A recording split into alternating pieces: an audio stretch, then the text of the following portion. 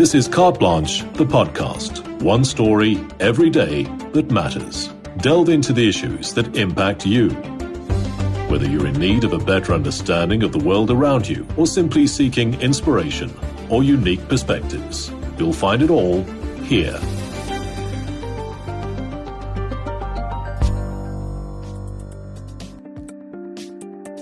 He's the face of Build One South Africa, or Bosa, a relatively new party that's garnered a fair amount of attention. Mmusi Maimane is a well-known political contender who aims to bring new, fresh voices to the local scene. But will voters be able to separate him from his DA legacy? Masa Kekana speaks to Maimane about Bosa's goals and why he believes an Uberized response system is the answer to South Africa's crime problem. A very good and warm welcome to you. Welcome to Carte Blanche, the podcast. My name, of course, is Masa Kekana. And today I'm excited to be joined by a man that's no stranger to South African politics and now contesting as a leader for his own political party, of course, Build One South Africa with Mr. Mmusi Maimane. Thank you so much for joining us on the Carte Blanche Elections podcast. It's been a long journey for you. Now we are just days away from a pivotal election come 29 May. Tell us, how are you feeling? Let's just start there. Yeah, look, I'm feeling good. I'm feeling strong. I've had the privilege of obviously having taken time off Parliament and going out to communities to meet South Africans and to share a message of bringing South Africans together, putting a job in every home, and people are hearing us. And so in some ways, your own natural energy runs out, and then you need the strength of the divine and the hopes that you see in the eyes of South Africans when you engage them. That gives you the courage to keep going. And so I'm very optimistic, and I'm feeling in my own self that this is a very important election and a massive fight. And I love a good fight. So I'm really feeling quite good about this moment. I'd like to start at the beginning, before we even get to how you got to Bosa. And actually, this is one of the questions I wanted to ask you. Is it Bosa or Bosa? So Bosa. It's Bosa. So it's not the private school version of it. It's Bosa.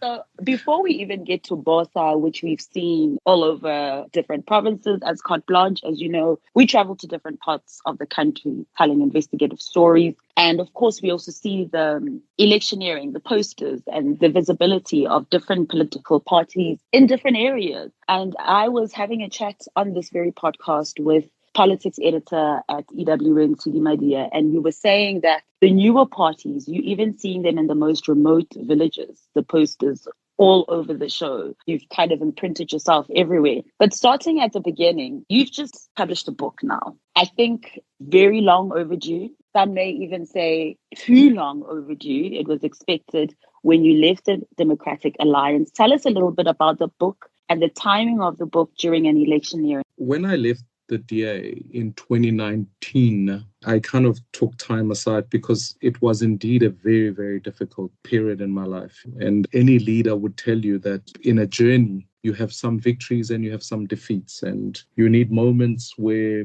when your life is invested in a project, those moments become personal. Politics for me has never been about a career. I have effectively given my life to it. And so my family is engaged, my children are engaged. And so when you suffer losses, it becomes personal. So I had to take some time out just to almost in some ways work that out and be able to write something that I thought wasn't just about the DA. There were many people who wanted me to write a tell all, as if when you get divorced, suddenly you must write about your ex or whatever the case might be. I didn't want that. I didn't believe that it is befitting of someone who wants to serve this nation to be in some ways in that mold. And so I took time to also figure out, the book is in almost in three parts. The first part was, let me tell you who I am. Not the who I am you've seen on television or you've seen with a DA lens, But let me tell you what growing up in Soweto is like. Let me tell you what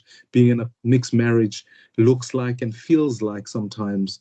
Let me tell you a little bit about my own faith. Let me tell you about my primary school experience. Let's talk about why I care about education. And then, of course, you can't deny that there's a dynamic about the DA and Parliament and the ANC. And in another day, I could have published an extract about how I feel liberation parties become parties that quickly can oppress the same citizens they claim to have freed. And then I wanted to wrap up the book with a sense of what does tomorrow look like for South Africa? And so I spend the last third of the book focused almost exclusively on what geopolitics must look like, what is the future of this country. And the last chapter is called Dinaledi, a nation of superstars, and why we've got to build a country of superstars. So the temptation would have been to make it exclusively about the DA, in which instance it should have been out 2 years ago. But because I wanted to make it fuller, and I wanted to make it a sense upon which the first half or part one of the political journey is done, let's write the next chapter after the 29th of May. So to bring it out now, I think, when you're in an election year and people are talking about politics, a political book must come out at that time. So I thought it was important to bring it out in this year, in an election year, where people are asking questions. And the one question that I've been asked a lot on the campaign trail is to say, why did you leave the DA? Because given the times that we live in, we needed to answer that question. So yeah, but the book isn't about the DA. The DA is a part of it, not the only part of it. I'm glad you clarified that, because it may have seemed like it's just about the DA, but there's more to you, obviously, and you've left the DA like 5 years ago already. But would you say, Mmusi, you've been able to shake off, because you were saying that sometimes people see things or you through a DA lens. Now, you were quite prominent in the DA, and that's obviously why people would still see blue when they see you. How difficult has it been for you to shake off that blue? And do you think it's been shaken off completely? Look, part of the work that we've always had to do, I think in some ways, when you are inside the DA, your voice can become muzzled to a point where you've got to keep to quote unquote party line. And there were obviously some dichotomies that I had to face up with. I remember one incident, for example, where I thought to myself, this is a clear injustice. I remember the debate when, you remember there was that Black Monday where farmers were going around, some of them brandishing the old apartheid flag. And it was the most offensive thing. And that to speak about it, you start to have political considerations that say you want to keep farmers voting for the DA, all of those types of debates. So having come out, I felt a lot freer. I felt a lot more to fight for my own convictions. So to your question about whether you can shake it off, I think there'll still be some people who think of me in one way. And the exercise wasn't just to shake off what the DA, because like I acknowledge in the book, I served inside the DA. You can't take that away completely. It's not like erasing that part of your life. It taught me something. It gave me opportunities. And therefore, that didn't go as well as I thought. And therefore, the whole thing is a complete disaster. No, it's not. Because I've always, even inside the DA, fought for building one South Africa. And so even when you take away that brand and you now own it, no one in the DA has fought me about it. People in the DA have said, no, you want to go build one South Africa, go do it. And part of the reason I left, to sum it up, would be to say there was a contestation of a vision for all South Africans versus a vision for minorities. And I think the DA is stuck in the fight back mode, and it's now harking back to that in a very aggressive manner, whereas we needed to come back into the center and build. So to say branding-wise, have you changed all of it? I think it's a journey. It's a journey of finding your own voice, and I'm comfortable enough that South Africans are starting to go. I hear this a lot. People say to me, we voted for the DA because of you, but we never could trust the DA fully. We're grateful you are on Bosa, and therefore, naturally, we feel comfortable now to fully get behind you because we realize your project has been about all of us, Black, white, Indian, and colored, rather than just simply narrowly what I think the DA has got stuck into. And equally so, I also think that the ANC or the EFF have become stuck into almost, if you like, ethnic mobilization and a sense upon which parties represent particular races. So I think we uniquely come at a point where we can say, could all South Africans work together under one body or one political formation to advance shared interests. The formation of Bosa, was it a moment where you had a conversation with perhaps Natalie, your wife, or maybe colleagues or friends where you thought, I'm actually going to do this. I'm going to contest. I'm going to start a new party by myself? Well, there are moments that build up to things, right? So when I left, you'll remember I said, look, guys, I'm not interested in formulating another political party. At the time, this was in just after 2020. So we headed straight into COVID. And then we built One South Africa, the One South Africa movement. I wanted a community-based organization. And we went out. And during COVID, I'm grateful to say we're able to raise enough resources to put up just over 1.3 million meals across the country. When South Africans were fighting COVID, we were there working in communities. And so that was a privileged time. And then in the 2021 elections, we started to work with, after having won the Constitutional Court judgment that then said, let us amend the Electoral Amendment Bill so that independence can come through. So in 2021, we worked with a number of independents and made submissions into law about that. The moment that came to formulate Bosa, the political party, was when we realized that Parliament A was refusing to be held accountable to the people. They drafted a law that, in fact, was just malicious compliance with the Constitution. And then I was speaking to South Africans and saying to them, well, if you want an independent candidate to stand nationally, if they get 90,000 votes, they only get that seat. And actually, when a party gets 90,000 or 100,000 votes, they get 2 seats. So the dividend and the promise within a party is far better than that of someone standing independently. So I fought for that. And then we sat together with a number of South Africans, Bontate Kusta Jack, Nobuntu Hlazo Webster, Michael Louis, so many who came together. And naturally, like anything, I'm a person of faith, so prayerfully we considered it. We considered the implications of the thing. And then taking One South Africa movement, we said, how do we transition it and build One South Africa, the political party, with a vision for all South Africans? And in less than 2 years now, it's been one of the fastest growing parties in the country. To your point, we've been able to reach all corners of communities. And to be fair, we weren't just starting from zero. All the people who worked with us in One South Africa came on board and said, we share the vision, we share the values, we want to work with you. So it's been a transitioning program as we go forward. And I'm excited about it because we've been able to achieve a sense with people say, unlike other parties, this is not a fiefdom for a few people. This is community-driven. Our candidates come from communities. There are people I only met when we were introducing them as candidates to the South African public. I said, oh, you. And it's been a home that's attracted unbelievable talent. Because when you just typically start a political party, then politicians who come from other parties join you first. Then you can either become a sub-branch of the party you've come from. No one can deny that some parties are just formulations of the DA. Some parties are just formulation of the ANC with leaders who come from those parties. We've opened the door deliberately.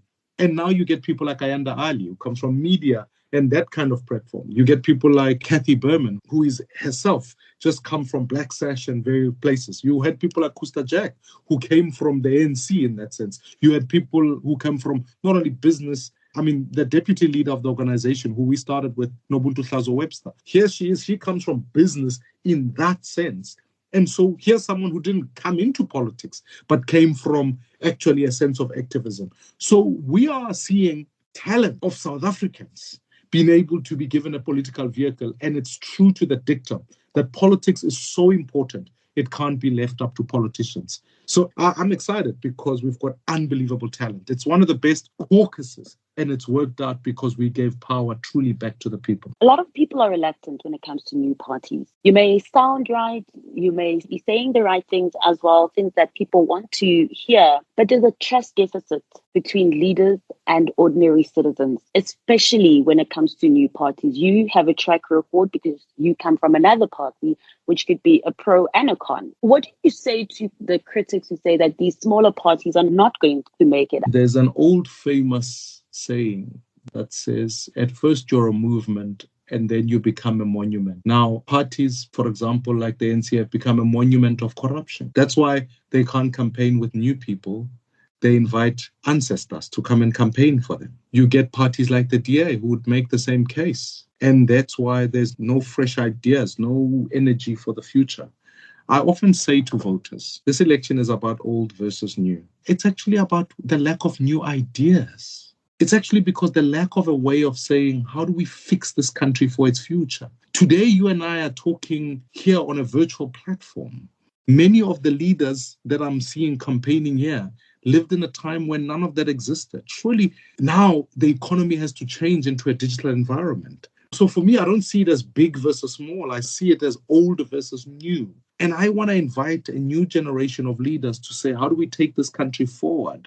Therefore, when we come to an election day, there will be a coalition government. The question that people must ask is, who do you want in the room to represent your interests against the old way of doing things? That's the question. Because when someone is sitting at home going, well, the ANC is going to get 45%. For them to govern, they need another 7%. Therefore, who is going to be that 7%? If you want a party that's forward-thinking, that's all of that, to be fighting for those issues, that's what you vote for. Because actually, that's the most power. The contestation in this country, in my frame, is a debate between myself and Julius, who both had political experience, but hold different values. So to your point, is it new or is it anything? I bring with me an experience of having succeeded, having faced difficulties, but I've also went to learn. I've been involved in business. I'm completing a PhD. And so I've had to come in. I'm coming back into the political frame saying the debate for the future of this country is going to be between myself and Julius. Who is going to bring the balance of forces?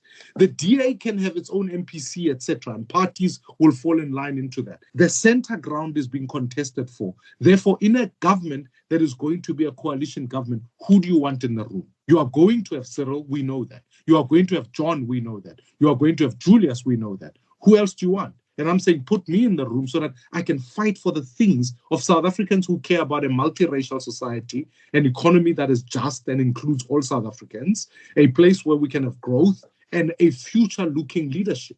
So if you want that, that's what you vote for. And this election, really, I'm asking South Africans to give birth to the new South Africa. Because under the ANC, whilst we started a journey, we are starting to hark back and make regression. It's the same for the DA. That's why they are both suffering. Isn't it anomalous that the government is suffering and the official opposition is suffering? They are suffering because they represent the old. What is growing in this country is the new. And so elections, as former President Bill Clinton once said, are a referendum on the future. They are not thinking of ancestors or your past.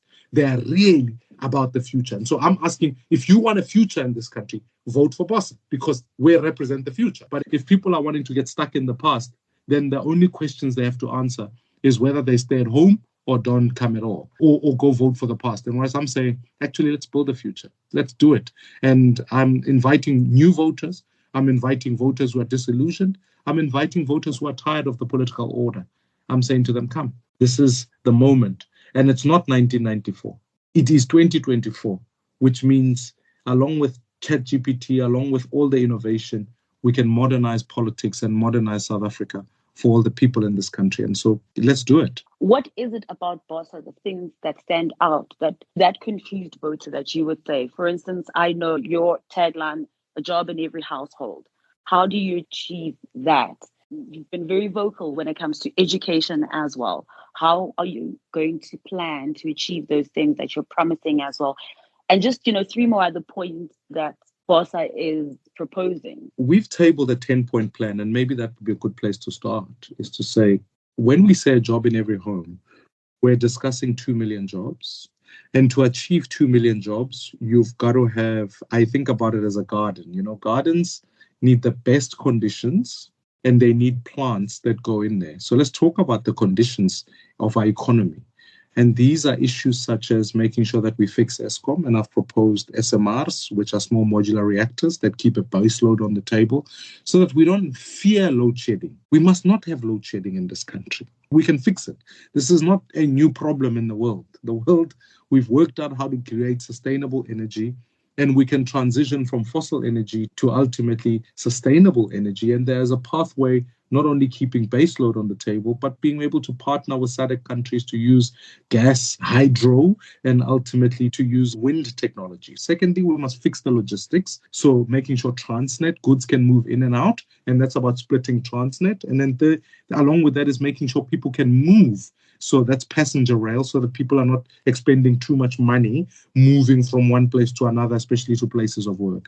You are correct. I've thought about education because I think if we're not careful, we're going to introduce Bantu education, which will only be applicable to people who are poor. Because if you're asking people to pass at 30%, you are literally confining them to unemployment. We know that of the 2/3 of young people who are unemployed, 90% of them don't have a matric. So there's a clear correlation between unemployment, unemployability, and having a sub-matric education. So we've got to fix for getting young people through school. We've got to ensure that they are passing at 50%, and we've got to help them with mathematics. And my proposal there is to put vouchers to parents so that they can be able to choose what is the best way for them, which school do they want to go to, and ultimately ensure that even in the first 1,000 days of a child, we start to look after the child in the womb and the one that's been born in the first 1,000 days, because a child born hungry can potentially be malnourished or face stunting. And therefore, when you do that, you limit the economic potential. The fourth is about let's keep our communities safe. No one is going to invest in a crime-infested country. And I've made a proposal about devolving police powers, bringing them locally, adding private security so that it becomes one force, and using intelligence to lock up criminals. Fifth, we wanted to be very clear on this issue to say that we've got to build infrastructure, and that is digital infrastructure, so that all of us don't become internet strangers, but we can all be participants in the internet. And when you achieve that, it means that in township economies, you can put actually business processing centers. You can ensure that there's an economy that comes from the township. And then lastly, let's keep citizens healthy. Healthy citizens contribute to the economy. That's why health access must be broadened to include everybody in the country. I don't agree with NHI. I think that they can be... In fact, you've called the NHI a death sentence. Of course it is. One, it is shown the fact that here's a government that's mismanaged everything. And it shows the fact that what you are going to do is have skills flight of your doctors.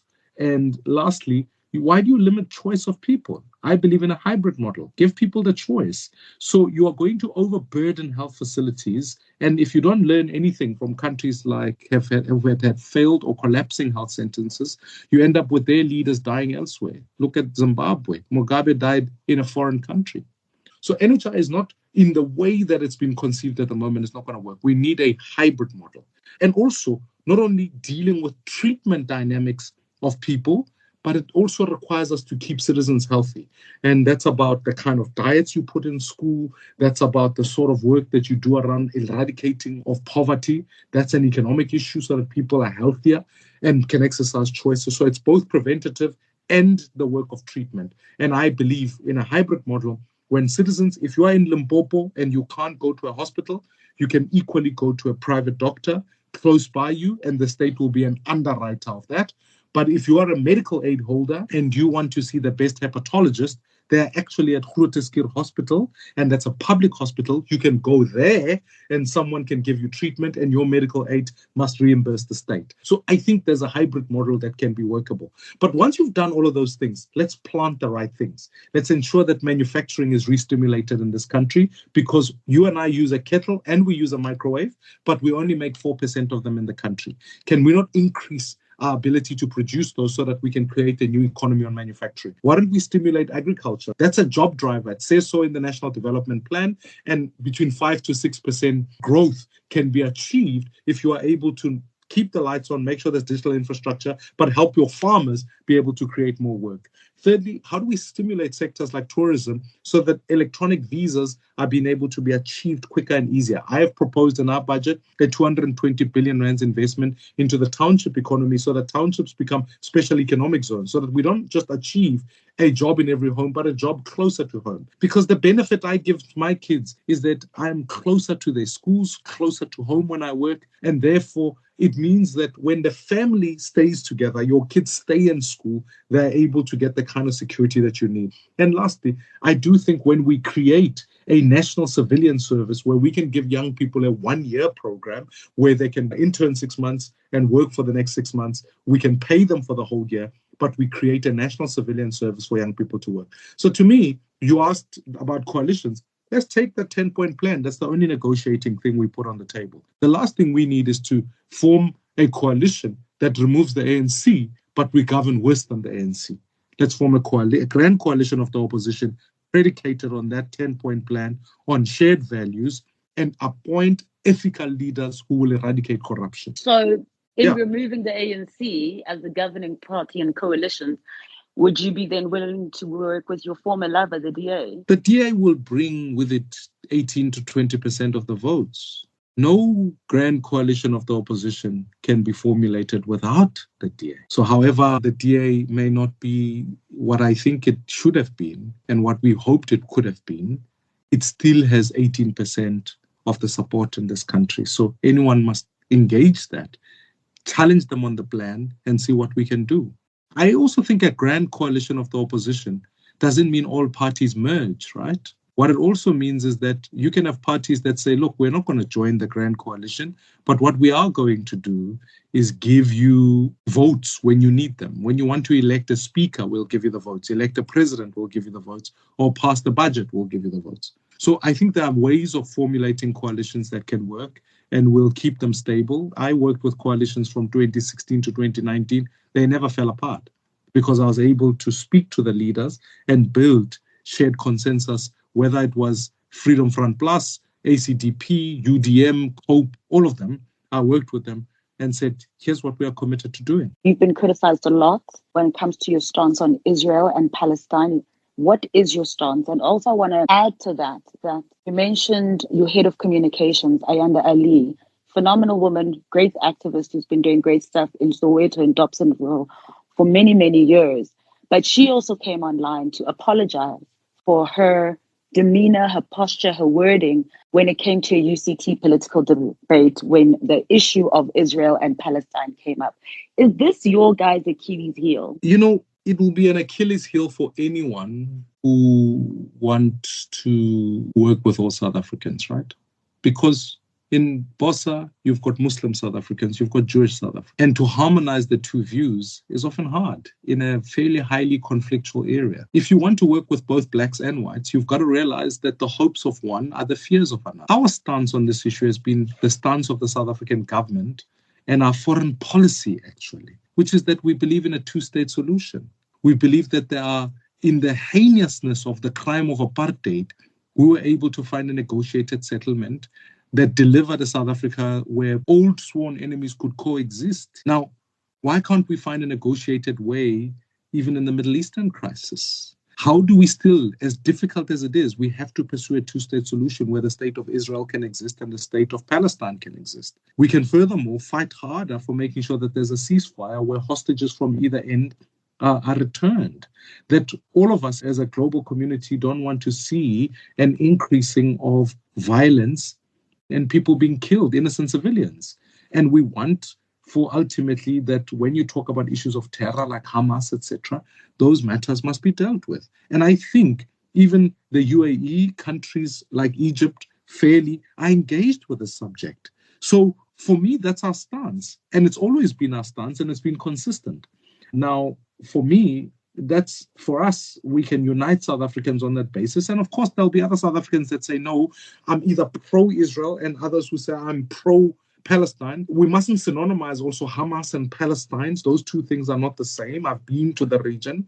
So what I think we need to do is allow ourselves the space to say, as we journey forward in this, are the two-state solution people, the people who say actually there can be a peaceful resolution to this issue, they will work with Bosa. Those who say they are pro either one end of the issue, those people sometimes I find will be critical of us and will be critical on both sides. But I think the global community where we sit has always advanced that view and has always wanted to see that view come to pass. Coming back home, you've mentioned a lot of things that Bosa is proposing, but also there are other key factors that have been brought to the fore during these elections again.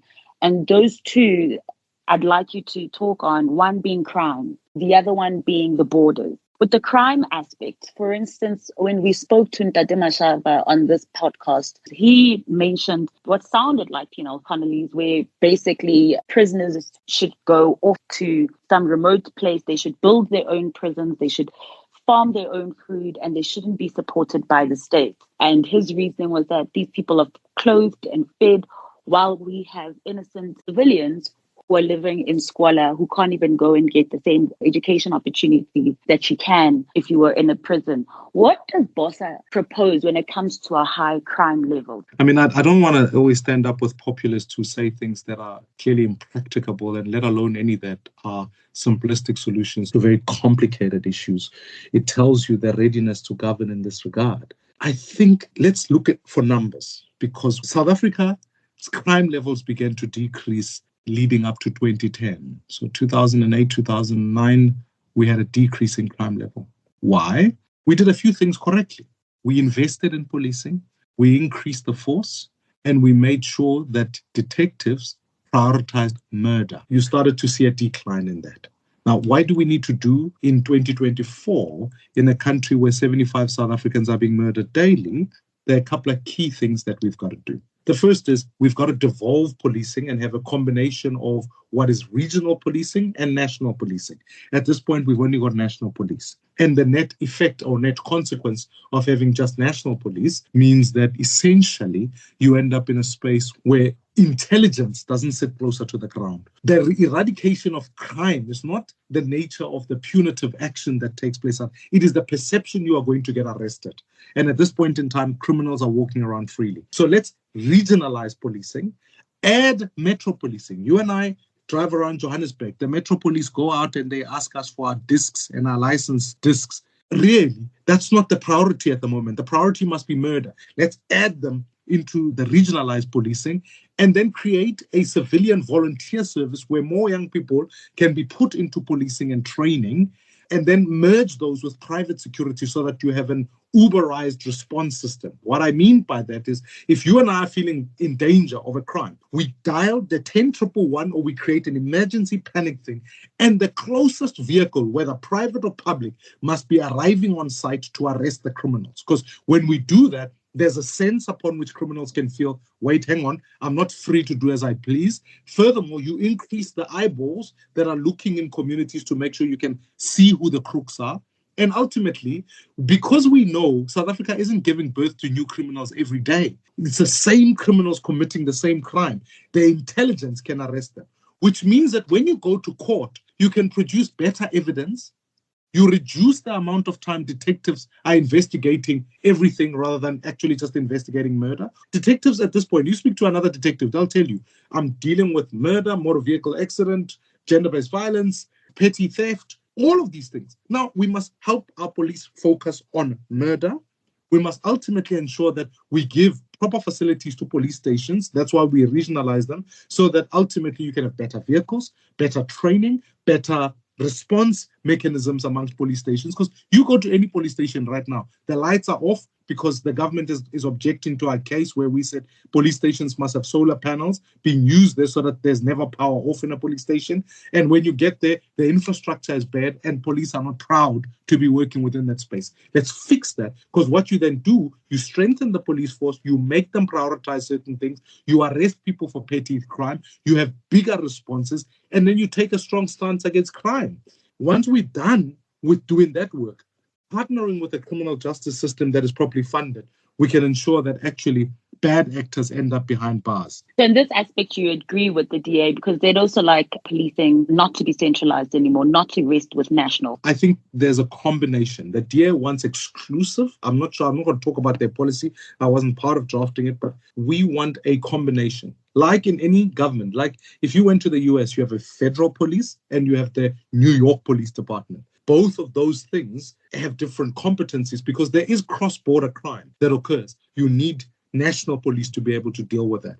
But you also need specialized regional police that can focus on certain crimes in a particular region. Because if you are in the Western Cape, you are dealing with gang violence. If you are in Gauteng, you are dealing with different types of crime that occur. So you need specialization of either one of those things and an aggregation that then ultimately eradicates what the old way of looking at policing, which was to keep police who were trying to keep certain communities away from others. What we can now do is use intelligence, digital infrastructure to really fight crime. This is the old versus the new that you were referring to, I guess, earlier.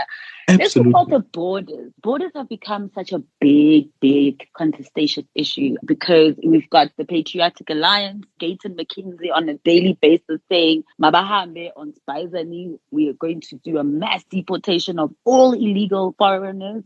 Action is also saying deport all illegal foreigners.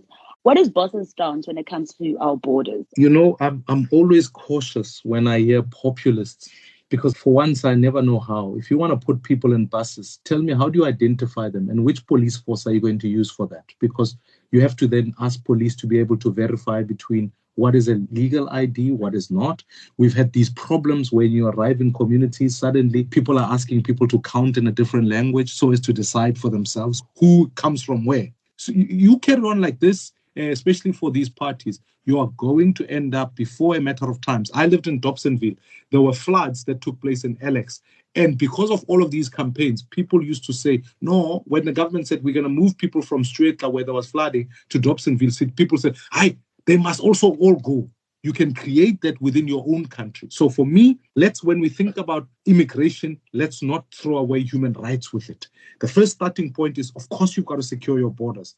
I can't go into any country without proper documentation. Let's make sure that's possible. Let's make sure we can legalize, give people a pathway to a legal entry. If you are asylum seeking, you are refugee seeking, we've only got 7 Home Affairs centers upon which you can apply. Let's expand those so that we give people a pathway to legalization. Why? Because we are part of the international law and South Africa is bound by those. If I want to move to Botswana, or I want to move to England, or I want to move wherever, there is a pathway for me to be able to do that so that I can be legalized, or they can reject me, which is also an option. Because what you then do is you look at what is called a circular form of immigration. People who come into South Africa, they come so they may be seeking work opportunities, they may be doing whatever. The reality is if you legalize them and you give them visas for time periods, they can either come in or go out. And they don't have to feel they're already breaking a law. And this issue mustn't just be applicable to SADC countries. It must be applicable to everybody because the same people as Paisani and whatever walk by Kems Bay, walk by everywhere where you've got Russians, you've got Americans, but no one is asking questions about those people. So clearly this matter must only be targeted at Africans. And because we are in a SADC environment, we need SADC interventions. And I want to say this point without equivocation. We had an immigration problem just after 2007 when the ANC went to Robert Mugabe after he lost an election and said, we're going to form a government of national unity. How do you do that when people have lost an election? And so you then worry. Part of the conditions was that, look, we'll make it easier for people to gain access into South Africa. And that began a journey where you had an influx of Zimbabweans who clearly had voted for change and couldn't achieve it coming into South Africa. Let us go and deal with these dictators where they are. You can't allow Mnangagwa to be killing his own people in their own country and hope you're not going to have an immigration crisis. If you have water coming into your house, you don't just first pick up a mop. You go find a tap and close the tap. Let's go there and make sure that we deal with Zimbabwe. When elections were being rigged in Malawi, South Africa was silent. When Edgar Lungu was oppressing people in Zambia, South Africa was silent. Even in the Mnangagwa issue, we were one of 3 countries that attended his inauguration after people said those elections were not free and fair. So let us be upholding of human rights. So we need sensible behavior when it comes to immigration, because it's only a matter of time. You saw South Africans were voting everywhere else in the world. Do you think countries like the UK, Australia, even Kenya, where there are South Africans there, should they also take a stance that says, we're going to go out and find South Africans and put them in buses and send them back? It's insanity. And it's part of a populist rise all over the world where people are starting to blame problems of their country on immigrants. If I took out every immigrant in this country, every single one of them, the problems of South Africa will continue. So let's get a new government. Let's formulate immigration processes And also make sure anyone who arrives in this country, when you legalize them, they must integrate into South African law, South African customs, and South Africans' way of doing things. I don't want in Hillbrow for there to be a little Lagos where people can say, no, here is a community for Nigerians or Somalians, whatever the case might be. That would be mad. If you want to come and live in South Africa, you will learn South African languages, you will learn South African laws, and you will conduct yourself in a manner that this country upholds its values. You can't come here and say, I'm going to practice, for example, Sharia law, or this law from this country or this place, and say, here in this country, in my country, they treat women this way, I'm going to do the same in South Africa. That is not how we do things here. You will not be allowed to stay in this country. I think the major difference is that this is not just about migration or South African foreigners in other countries or foreigners in South Africa, but illegal so. There are processes to seek asylum in this country. There are processes to become naturalized, to become a citizen. But those processes are also sometimes avoided by some people and not all. No, but let me correct that point, because I hear what you're saying. But how do you have 7 centers facing the crisis that you have? Of course, we've got processes for people to be legalized, but people can't access those or utilize them. You yourself, you're a South African. Go and apply for a passport. See how long it takes. Or go to anywhere else. I speak to many South Africans who can't even get IDs for their children. So we must recognize that there's a state that has capacity that is not maximized or not being well used. Therefore, it encourages illegality. That's what I'm trying to say. And yes, I agree. Illegal immigration is not something we want. But let us help people become legal. Securing borders is not the debate. That must be done. No one should disagree on that issue. No country can operate without secure borders. No country can do that. And so let us go. And because we destroyed the army, the ANC destroyed the army. They did it. They underfunded it. If you go to our military operations, they're about the worst you can ever see. Because they did that. Now we have porous borders. And I don't disagree with anyone who says securing our borders must be the thing. This border management agency is woefully limited. Even the ANC recognizes this issue, but because they are so useless at implementing anything, they can't actually fund it properly and make sure it's well capacitated to fund. But again, we don't all have to use physical borders like as if we're archaic. There are things like drone technology. There's now laser technology that we can look at and make sure borders are secure. So use what's available to you and be futuristic. And also, when I say be quick to adjudicate visas, because what that helps is that there are people who want to come and trade in South Africa. We are going into a continent of 1.4 billion people. If we just take a simple stance that says, well, Africans here can't come in, we are going to limit our own tourism. Why are Nigerians drinking French wine instead of coming to South Africa to drink wine? We've got to think about the future, not be held back in the past. I do want to end it off. 29th of May, people should vote for Bosa because the people who they've nominated to come and represent them in Parliament are their people. They must vote for Bosa because actually we want to preserve the new South African dream of a multiracial society. They must vote for Bosa because when we talk about building one South Africa, it isn't just a kumbaya moment of us holding hands as a country, but it is an economic offer that says that we can deliver a job in every home.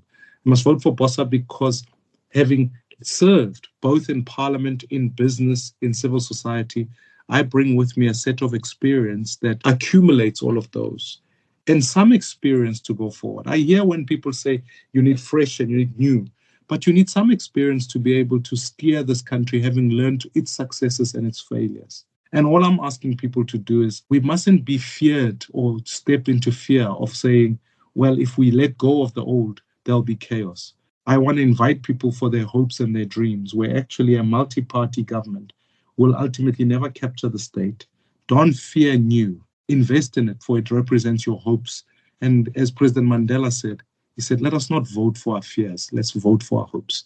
And I want for South Africans to say, Bosa is that alternative for them. The ANC will come and go. It will die. May your votes represent the dreams of your children, so that your children one day will be proud of you for having had the courage to go for new. Because one day we may all regret sticking with the old when the lights are off, the water isn't flowing, and ultimately we are wondering why criminals are running free. Now is the time to reset that. And I'm inviting people to come out, vote for Bosa. We are that party. We've got the experience. We've got the leadership. We've got the candidates and a vision and a plan for this country that if we put together, this country within the next 5 years will be a different nation that prospers for all of us. Bosa, thank you so much, Mmusi. We really, really appreciate it. Good luck to you for the 29th of May, and we will see you at the Results Operating Center. Have a good one. Thanks, Be sure to follow Carte Blanche, the podcast, to ensure you don't miss any of our election coverage in the weeks to come. And if you have a story to share with our team, why not head on over to the Carte Blanche website and let us know using the Tip Us Off page.